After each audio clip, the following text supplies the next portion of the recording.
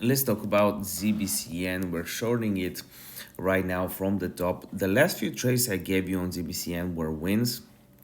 We had a beautiful short from here for 7%. We got a long for 2%. Right here that I gave you in advance. Last video I gave you this short, and now I'm giving you this short right here.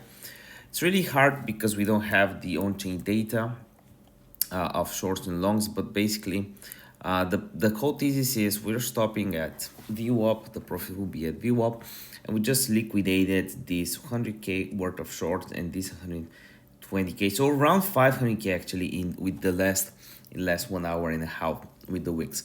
So that's exactly my price target for ZBCN. I don't want to waste a second of your time. This is why I'm keeping it short. If you have some questions, just let me know in the comment section down below. If you want to learn from me, I'm making these videos for free, but if you want more info, there's the link to my course in the description down below. I price it super cheap, and my signals group. See you next video. Bye.